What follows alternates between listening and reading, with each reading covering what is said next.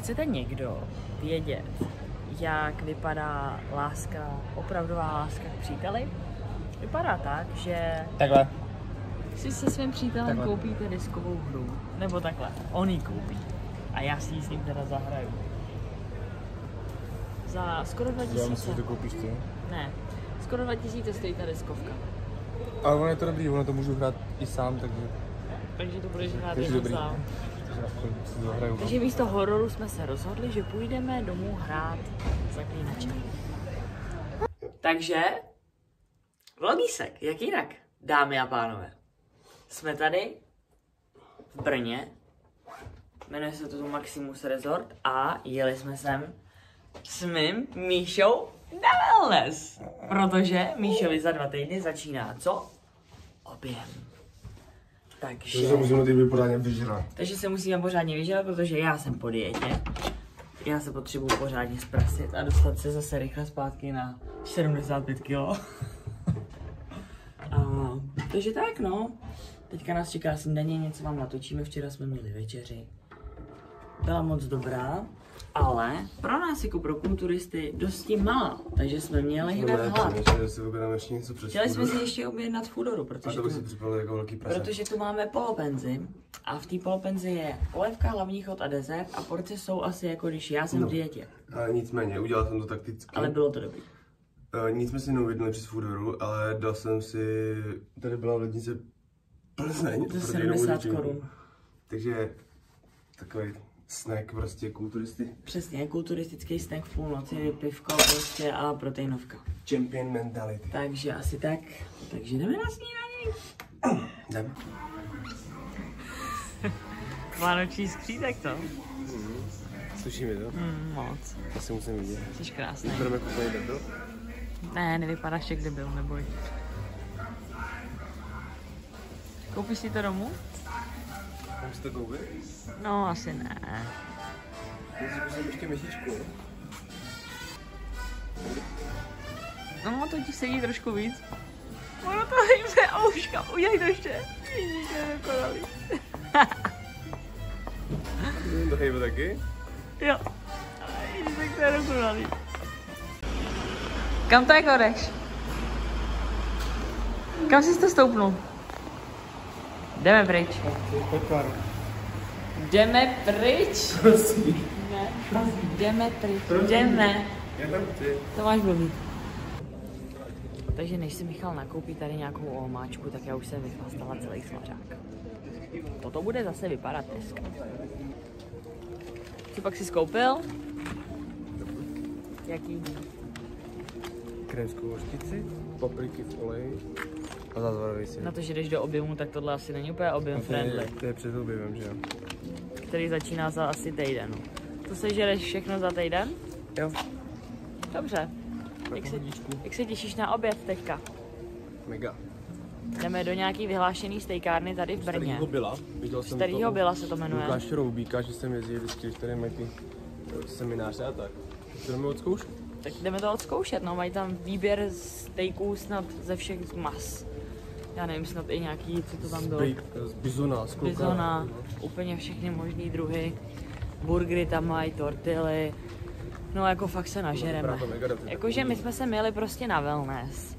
Ale spíš to vypadá, že jsme sem přijeli jenom hlavně žrát, ale tak co, no, jiný stát, prostě musíš ochutnat ty chutě jiný a tak dále, že jo. Zapínáme pásy, zapínáme. Tak jo, no, tak jsme na cestě domů z Brna, z wellnesska, tak jak si odpočinu. Maximus Wellness, hrozně doporučuji, mě to doporučila klientka Martinka. Za to ti děkujeme. Fakt moc krásný to tam je, moc krásný, takže kdybyste někdo měl cestu do Brna, chtěl si odpočinout, Maximus Wellness, úplně top. Top, tak to tam mají. No, takže to bylo si super, no. Prostě příprava může začít. Příprava prostě může začít, no, takže je to tady, no, Michal a jeho objem. Za chvíli to začíná, lidi. Ty vole, objemovka a pak dietka. Těším se. Byli jsme na Evlos teďka oba 2 dny, takže jsme oba namotivovaný tak minimálně na rok. Viď? Zase do dalšího Evels. Brutál. Kdo tam nebyl? Největší chyba v životě, je to prostě masakr. Jakože takováhle příležitost už se v životě nebude opakovat, že prostě Seabum přijede do Prahy, ty vole. To už se v životě nebude opakovat. Sean Clarida, ty vole, prostě. A úplně všichni závodníci mě tam, já jsem z toho byl úplně nadšený, i amatéři prostě, jsem tam viděl spoustu kluků, který znám z Prahy prostě a no prostě všichni úplně dokonalost největší. Já si myslím, že ty vole, tohle by mohla už překonat jenom Olympie snad, protože nedovedu si představit, že by to možná ještě něco překonalo. Jakože za mě Evels je prostě fakt nejlepší soutěž prostě v Evropě, podle mě. Tam prostě musíš být, tam musíš být, ty vole. Akorát jsme se s Míšou bavili, že je velká škoda, že Míša měl v plánu vlastně startovat ten rok vlastně na Evels. To mě tak strašně sere, Jenže bohužel tam prostě byly nějaký problémy zdravotní, trávicí potíže měl Míša skoro 3/4 roku, takže bohužel prostě se příprava odklonila. Skurvený restaurace, potrava jídla. No. A odrovnalo mě to na 3/4 roku. Přesně tak, no. Takže... Ale po naučení pro příště, a i pro vás, když se vám něco stane, já nevím, skrz trávení, nemoc, něco cokoliv, je fakt lepší to tělo poslouchat, protože já jsem do sebe na sílu spal furt jídlo, i když jsem cítil, že to tělo to prostě nechce, tráví špatně. Měl jsem průjmy, vždycky, když jsem to jedl, tak jsem měl prostě nějaký stanovený jídelníček za den, prostě se přiznám, já jsem kolikrát si nabil prostě do huby prostě a prostě jsem to spolknul, protože jsem furt žral, protože jsem prostě bál jsem se, že nebude padat váha, budu víc, co prostě ne. Prostě poslouchat to tělo víc, no. Takže poučení pro mě do příště. A tohle bylo za mě, já jsem udělal největší progres teďka v off-season. Jakoby, co se týče, já nevím, posingu, mobility celkově, já nevím, i hraní si s jídlem, že jsem začínal, protože jsem celkově ve všech oblastech začal poslouchat to tělo a ono to fakt přineslo jakože hodně ovoce. Vlastně jsem se tím bych chtěl udělat i reklamu třeba Jirkovi Kočvarovi, protože jsem se s ním spojil, já jsem potřeboval nějaký dohled nad sebou skrz trénink, intenzitu vlastně, protože furt jsem to prostě přeháněl úplně zbytečně, já jsem takový hrozně sebekritický, že prostě nevím, kdy mám dost, nevím, kdy potřebuji odpočívat, nepoznám to prostě na sobě, tak jsem potřeboval někoho, kdo mi v tom udělá nějaký pořádek, kdo mě prostě bude držet zkrátka, abych už nedělal kraviny, protože tam bylo furt nějaké zranění a to zranění, to vás prostě vždycky stopne mnohem díl, než když pojedete ty tréninky a všechno normálně, prostě jak by to mělo vypadat a nebude to přehánět jak já, jak idiot prostě. Takže Jirko, moc ti děkuju za to, že jsi mi pomohl v tom stanovit si nějakým způsobem tu intenzitu toho tréninku, objem práce, frekvenci a tak dále prostě. A já věřím tomu, že spolupráce Milana, Jirky a mě samozřejmě přinese svoje ovoce, protože už teď vidím na sobě ten nehorázně velký progres. Takže uvidíme, no. Příští rok. Já. A pak ještě navážeme na Evels příští rok, že tam prostě chci být, tam prostě musím být. Já chci taky poděkovat tímto Jirkovi za to, že mi vrátil Michala zpátky do hry a že už je to prostě zase zpátky můj Míša. Já přiznám se, měl jsem fakt úplně v hajzlu, že si představte, že když máte nějaký úraz nebo něco a já jsem měl prostě, to byl, já už nepamatuju, v jakém to pořadí bylo a tak, ale dvakrát natažený kvadriceps, hamstring, teďka záda, mezilopatkový, rameno, nemoc, prostě takhle to bylo co týden, to bylo něco prostě, já už jsem byl úplně nešťastný, já jsem nevěděl, co se mnou prostě je, do tohoto trávení, nebyl jsem schopný prostě kolikrát prostě celý den nic nežrat, já jsem měl takový deprese, já jsem nevěděl, co se sebou prostě, já už jsem si říkal, že prostě skončím, že nevím, co se sebou udělat, tak prostě jsem požádal toho Jirku, jestli by mi právě nepomohl, dal jsem se dohromady psychicky, prostě ve všech oblastech jsem se dal dohromady a fakt už můžu říct, že jsem na 100% zpátky. Ale prostě deprese byly úplně fakt už strašné. Ale asi si si to většina z vás dokáže představit, kdybyste měli něco takového. A to vidím kolikrát ve fitku, někdo se prostě zraní, a jakože fakt malinko se zraní, má třeba jenom nějaký problém a prostě na měsíc, dva prostě minimálně jsou z toho úplně v hajzlu. A teď si představte, že byste měli 10 věcí najednou prostě hned po sobě, to já si myslím, že se budu zastřelit, to bylo strašný. Takže tak. No, takže bylo to náročné období jak pro Michala, tak i pro mě samozřejmě ho takhle vidět prostě, ale jsem ráda, že už je to pryč, že už je to za náma a že už teďka bude jenom dobře, no. Takže prostě příprava začíná za chviličku a budeme se snažit získat profikartu, že? Celkem za příští rok asi 4 pro kvalitní závody. Takže uvidíme, no, jestli se to podaří. Myslím si, že Michal je dostatečně namotivovaný a že mindset má úplně jiný než ty roky předtím. Takže si myslím, že se to povede tenhle rok. Teď to bude úplně jinde. Hlavně jsem dohnal své nedostatky. Přesně tak. S předností dělá ještě větší. A s předností dělám ještě větší přednosti. Takže tak. Takže určitě se máte na co těšit. Míša bude natáčet nějaký videa v průběhu přípravy. Já taky, budeme natáčet prostě nějaký daily vlogy. A uvidíme, no, prostě. Začneme už teďka hezky od offu, jak vidíte ty proměny normálních lidí vs lidí, co si chystají, že jo, na takovýhle soutěže, prostě asi chápete proč. No prostě uvidíte ten rozdíl mezi normálním člověkem a člověkem na látkách vlastně. V těch videích budu zmiňovat i vlastně asi většina z vás si asi všimla, že prostě jsem teďka hodně spadnul. Bylo to zapříčinění za prvý těma nemocema bla. A taky tím, že jsem měl vysazeno, že jo. Takže, aby bylo vidět prostě, aby lidi dokázali poznat rozdíl mezi naturálem a člověkem, co je už na látkách, abyste viděli ten přechod vlastně, jo. První třeba, jak mi stoupnou váhy, co zvedám, jak budu vypadat, jak se změní chování třeba i jak zestárnu o 10 let během prostě měsíce. Budu říkat i negativa, co mi to přináší, jestli třeba budu mít akné, já nevím, chování, debky. Prostě budeš sdílet celou cestu tady. Budu sdílet úplně všechno, i to pozitivní, i to negativní. Sice jako nechce se mi do toho, ale už mě začíná docela štvat to, jak si tady některý lidi, nebudu jmenovat, hrajou prostě na naturály a přitom tam mají prostě kotle. A nebudu tady říkat nějaký dávkování, nebo co beru, nebo tak, to si myslím, jakoby, že sem nepatří. Ale chci, aby lidi viděli ty rozdíly, aby prostě poznali, kdo je, kdo není. No to stejně většinou asi nepoznáte, protože já znám spoustu lidí, kteří něco berou a v životě byste to do nich neřekli, vypadají ještě kolikrát hůř než naturálové. Takže chci, aby bylo nějakým způsobem vidět, aby byly vidět ty rozdíly prostě, aby v tom byl trošku přehled větší.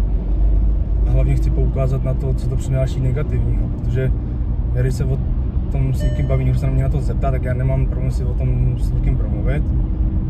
Ale já vždycky spíš říkám jako ty negativa, protože oni všichni všude jsou ty pozitiva, všude vidíte dokonalý těla prostě, co to přináší a lidi jsou známí kvůli tomu, stupne vám sledovanost, budu ví co, taháte rance, lidi na vás všichni koukají, prostě jste takový nadčlověk na nějakou dobu.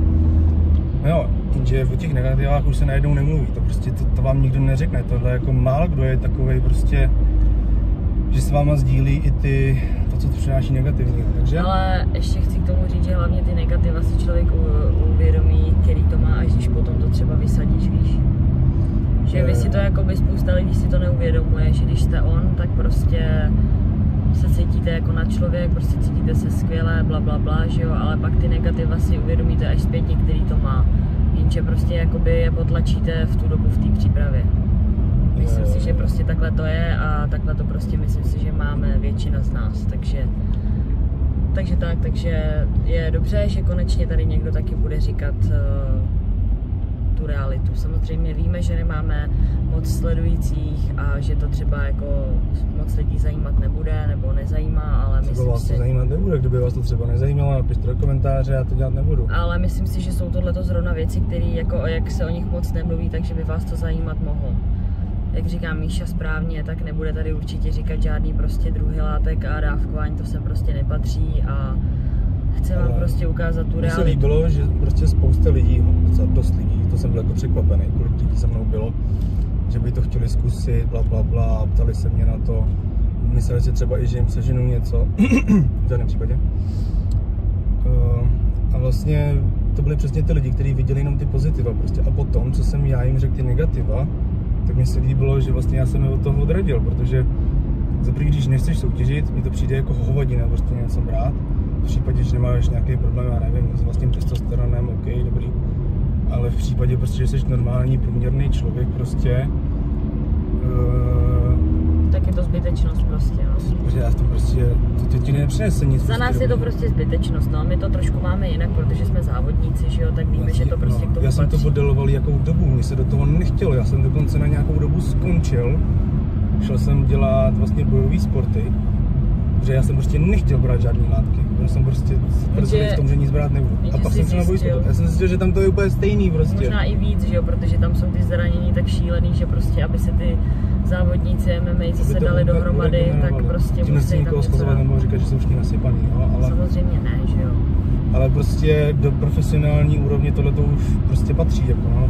Takže prostě jsem se o tom přesvědčil. Když prostě chcete dělat sport na nějaký vyšší úrovni, jako profesionální, tak prostě bohužel. Nechci říkat, že se to bez toho neobejde, ale když chcete něco... To se bez toho obešlo, ale prostě dneska už jsou takový ten standard, jak má člověk vypadat, nebo jaký má předvádět výkony, tak už jsou prostě... To už prostě naturálně, jako není reálný, No. jako, není to reálný prostě. Takže tak, no, takže Míša bude v přípravě teďka, takže to bude prostě zajímavý content. U mě to moc zajímavý nebude, protože já teďka budu v objemu, vlastně už jsem v objemu. Jsem momentálně v off-season, takže to taky tak podle toho už začíná vypadat. Míša bude vypadat jako nad člověk a já budu vypadat jako pod člověk. Takže asi tak, no, ale prostě tak, bohužel, no, tak to prostě ale musí to být. tomu patří a ještě do nějaký úrovně se mi zdá jako hodina být prostě non-stop nastřelený, prostě jako... Takže tak, takže padá mi ruka. Takže sledujte naší cestu. Dneska jdeme ještě cvičit do X-Fitness na Smíchov. Oba dva máme nohy, takže zkusíme z toho něco málo natočit, abyste měli matroš do vlogísku. Jo, já tam vlastně ještě řeknu, já tam vlastně budu odjíždět, mám rozdělený vlastně do 6 tréninků, s tím, že já tam budu odjíždět 3 tréninky z toho. Takže mojí přípravu pojedu Lokomotiva Beroun a X-Fitness. Chtěl jsem udělat hodně velký změny, konkrétně třeba v tréninku nohou, protože prostě bohužel to, co jsem dělal, to mi prostě nefungovalo.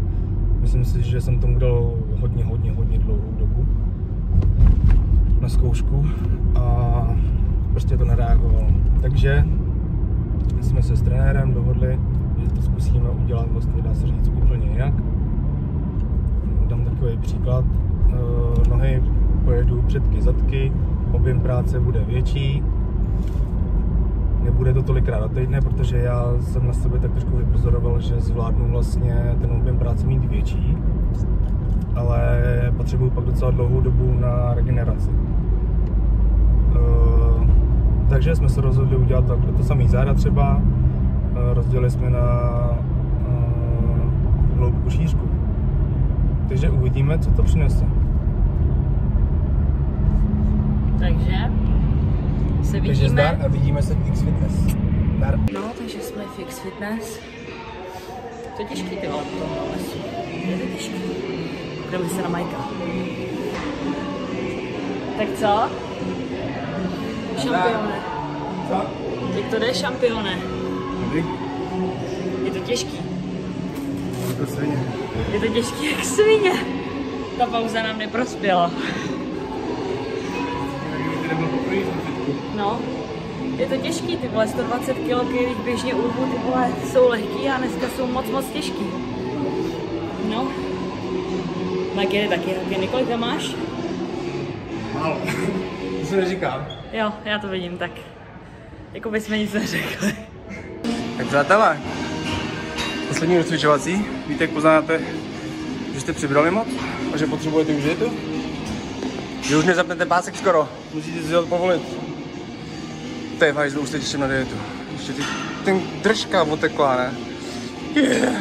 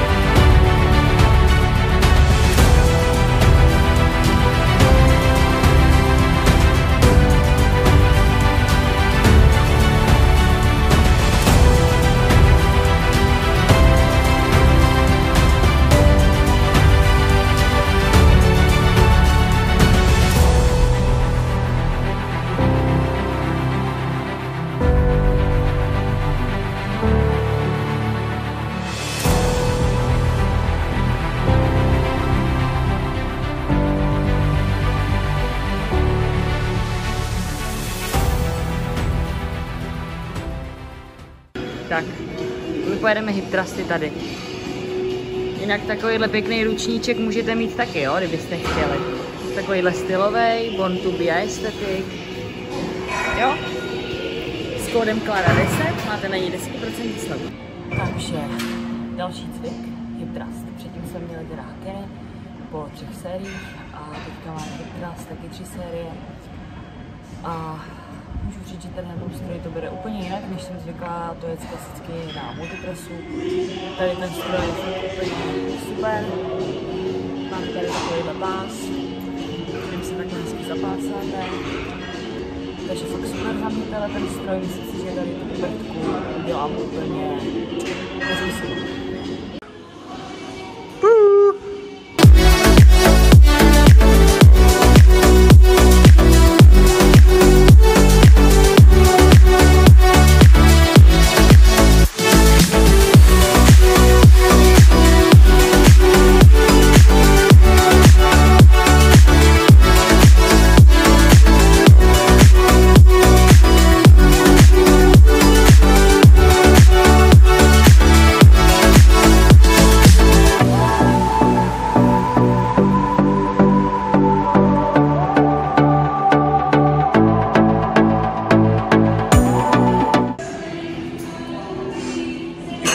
Pocity? Slabá jak čaj. Slabá? Čaj. Co? Jo, ty vole. Tohleto. To nezjistí nic dobrý, jo? Chodím tady jak debil. Zkoumám, z čeho by to mohlo být, aby mě to nezabilo, ale ani to nenašel. Tak snad to tady přežiju, no. Každopádně, teď jdeme tady hezky na stroj pendulum a společně táme s tím cvikem hezky před kopy. Super serka. Let's go.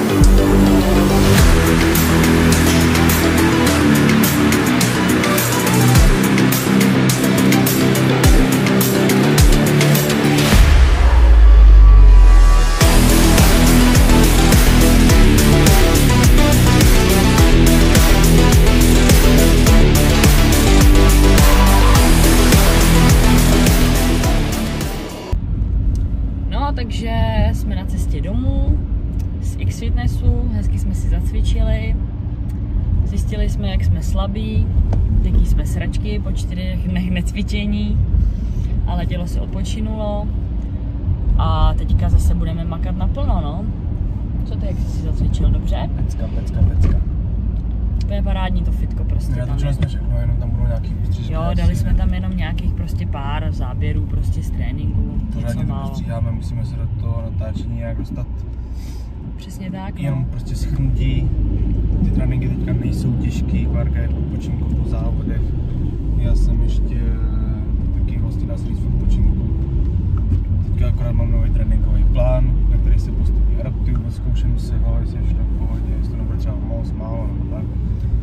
A No. je jenom o to, abych se nějakým způsobem na to adaptoval postupně, takže fakt tam byly jako rezervy, prostě jako ospotil jsem se, ale nebylo to nějak extra náročný, No. proti tomu, co jsem zvyklý. Ale stejně jsme to jako přepískli jsme teda si tady teďka v autě tak jako zhodnotili, Měl jsem tam rezervu, že ale po té pauze jsme to trošku asi mohli ještě, to mohlo být menší možná třeba. ten objem práce, uvidím no, objem práce možná ještě maličku o jednu sérku třeba uberu, protože fakt to bylo.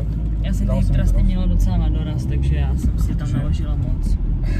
Já jsem tam třeba měl na těch hakenech, na těch rovných, tam silovicu základním, tak jsem tam mám vlastně 2 série.